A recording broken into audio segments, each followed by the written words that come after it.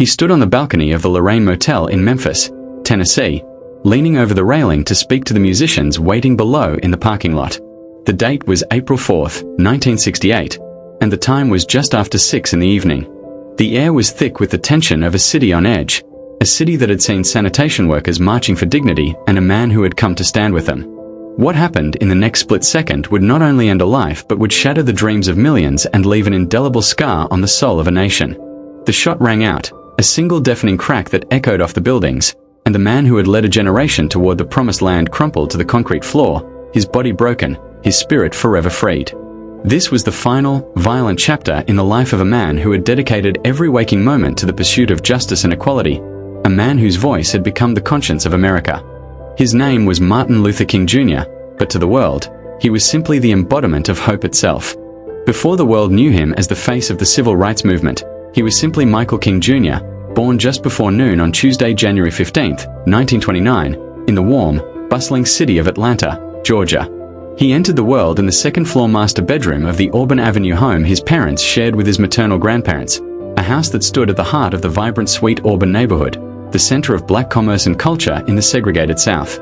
His father, Martin Luther King Sr., was a powerful and imposing Baptist minister who would later change both their names to Martin Luther to honor the great Protestant reformer. His mother, Alberta Williams King, was a gentle, educated woman who instilled in young Martin a deep sense of self-worth and a love for music and learning. Growing up in this upper-middle-class, multi-generational household, Martin was surrounded by a strong community of black professionals, business owners, and churchgoers who had built a thriving world in the midst of Jim Crow oppression. He had an older sister, Christine, and a younger brother, Alfred Daniel, and despite the financial stability of his family, he was keenly aware of the harsh realities of racism from an early age, memories that would later fuel his righteous fury and drive his life's mission. As a child, Martin was incredibly bright and perceptive, often questioning the injustices he witnessed around him. He attended Atlanta public schools, where he was a precocious student who skipped 2 grades, entering Morehouse College at the tender age of 15 without even having formally graduated high school. These early years were a crucible, shaping his intellectual curiosity and spiritual foundation. It was at Morehouse that he decided to follow in his father's footsteps and enter the ministry, a decision that would blend his profound faith with an emerging passion for social justice. He was not a typical rebellious youth. He was thoughtful, introspective, and deeply moved by the teachings of Jesus and the principles of Gandhi, which he would later adapt to the American struggle for civil rights. He earned his Bachelor of Divinity from Crozer Theological Seminary in Pennsylvania, where he was elected president of his predominantly white class, and later received a doctorate in systematic theology from Boston University. The defining moments of his youth were not marked by youthful indiscretions but by a growing, solemn understanding that he was being called to something far greater than himself, a burden he would carry with grace and heavy sorrow. The world first truly discovered Martin Luther King Jr. not on a grand stage, but in the middle of a bus boycott in Montgomery, Alabama, in 1955. A brave woman named Rosa Parks had refused to give up her seat to a white man, and the black community of Montgomery was ready to fight back. They were looking for a leader to guide their nascent protest, and the young, relatively unknown minister at Dexter Avenue Baptist Church was chosen to lead them. This was his first break, a moment of immense pressure that would either make him or break him. He was just 26 years old, with a wife and a new baby, and he was terrified. But he stepped up, delivering a galvanizing speech at the Holt Street Baptist Church on the evening of December 5, 1955, declaring, "We are not wrong, because if we are wrong, the Supreme Court of this nation is wrong." He organized a boycott that would last 381 days, crippling the city's bus system and thrusting him into the national spotlight. The struggle was brutal. His home was bombed, and he was arrested, but his leadership was unwavering. The victory in Montgomery was a turning point, the birth of a movement and the making of a leader who would go on to challenge the very foundations of American segregation. In the years that followed, King's rise to fame was meteoric, his influence spreading like wildfire across the nation. He co-founded the Southern Christian Leadership Conference and became its first president, using the power of the black church as a base for a nonviolent revolution. The 1960s saw him at the peak of his career, orchestrating massive protests that would shake the country to its core. The Birmingham Campaign of 1963 exposed the brutal reality of segregation to the world, with images of police dogs and fire hoses turned on peaceful protesters, including children. That same year, on August 28, 1963, he delivered what would become the most iconic speech in American history on the steps of the Lincoln Memorial. More than 250,000 people had gathered for the March on Washington for Jobs and Freedom, and King's I Have a Dream speech was not just a speech.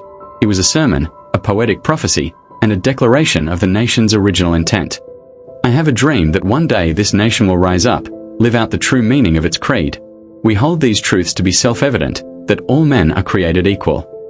It was the defining moment of his career, cementing his legacy as the moral leader of a nation. He was awarded the Nobel Peace Prize on October 14, 1964, becoming the youngest recipient at the time, a recognition of his commitment to ending racial injustice through nonviolent means. His achievements were monumental, yet the victories, including the Civil Rights Act of 1964 and the Voting Rights Act of 1965, came at a terrible cost. Behind the public triumphs and the powerful oratory was a man burdened by the weight of the world. His personal life was complex and often lonely. He was married to Coretta Scott on June 18, 1953, a brilliant and strong-willed woman who was his partner in the movement. They had met in Boston, he a doctoral student at Boston University, and she a music student at the New England Conservatory. Together, they raised 4 children: Yolanda, Martin Luther III, Dexter, and Bernice. The constant threats, the long absences, and the fear for his family's safety placed a tremendous strain on their marriage. He was deeply devoted to his family, but the movement demanded everything from him, leaving him with little time for the quiet domestic joys he so desperately craved. He had close friendships with other leaders, but the jealousies and rivalries within the movement often left him isolated. He faced feuds with more militant factions, like the Student Nonviolent Coordinating Committee, who felt his approach was too moderate. He even faced private criticism from within his own organization, making his journey a lonely road to the mountaintop. At the height of his fame, King's lifestyle was surprisingly modest. He lived in a comfortable but not lavish home in Atlanta, a stark contrast to the wealth and grandeur associated with other American icons. His net worth was estimated to be around $250,000 at the time of his death, a pittance compared to the influence he wielded. He drove a modest car, wore simple suits, and spent the vast majority of his time and personal fortune on the movement. His free time was a rare luxury, often spent in prayer, in quiet reflection, or reading the works of theologians and philosophers. His life was a testament to his belief that material wealth was meaningless compared to the spiritual wealth of serving humanity. He was not a man driven by greed or fame, but by a profound and unwavering faith that he was doing God's work. But as the 1960s wore on, the dark chapters of his life began to pile up. The FBI, under the direction of J. Edgar Hoover, relentlessly investigated and harassed him, attempting to expose his personal life and discredit him. Hoover, who viewed King as the most dangerous Negro in America, built an extensive apparatus of surveillance and disruption designed to destroy him. This animosity only intensified after King publicly denounced the Vietnam War in a 1967 speech titled Beyond Vietnam, a decision that angered many of his allies and cost him support.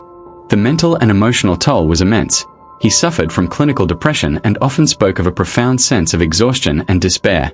He was a man besieged by enemies from without and demons from within, yet he pressed on, driven by a sense of duty that surpassed any personal suffering.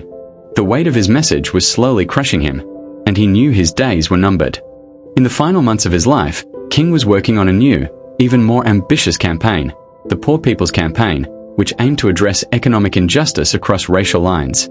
He was in Memphis, Tennessee, in April 1968, to support the striking sanitation workers, men who were fighting for the right to be treated with dignity. The night before he died, on April 3, 1968, he delivered a speech at the Mason Temple that would become his prophetic farewell. In it, he spoke as a man who had been to the mountaintop and had seen the promised land. "Like anybody, I would like to live a long life. Longevity has its place," he told the overflowing crowd.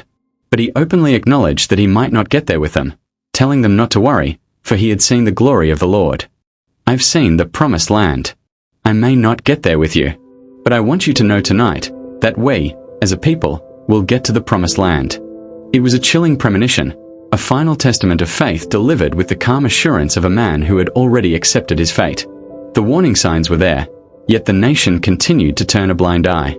The assassination on April 4, 1968, was a brutal, shocking act of violence that sent ripples of grief and anger across the globe. King had arrived in Memphis on the morning of April 3 and checked into room 306 at the Lorraine Motel with his friend Ralph Abernathy. At approximately 6 p.m. on April 4, he was standing on the balcony outside his room when a single shot rang out, striking him in the face and neck. He was rushed to St. Joseph's Hospital, but he was pronounced dead at 7:05 p.m. The news spread like wildfire, igniting riots in more than 100 cities across America. The dreamer was dead, and the dream seemed to be dying with him. The immediate public reaction was a mixture of profound sorrow, paralyzing numbness, and explosive rage. A nation that had been slowly wrestling with its conscience was suddenly confronted with the cost of its hatred. The funeral was held on April 9, 1968, at Ebenezer Baptist Church in Atlanta, the church where King and his father had both served as senior pastors. The first service was for family and close friends, followed by a 3-mile procession to Morehouse College, King's alma mater, for a public service. Thousands lined the streets to pay their respects. He was buried in a marble crypt at the King Center for Nonviolent Social Change, a site that would become a pilgrimage for millions seeking to understand his enduring message.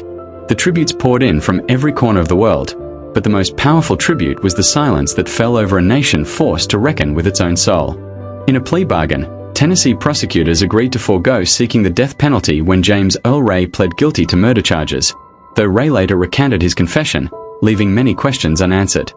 Martin Luther King Jr. left behind a legacy that transcends his own lifetime. He changed the course of American history, dismantling the legal framework of segregation and inspiring a generation to fight for justice.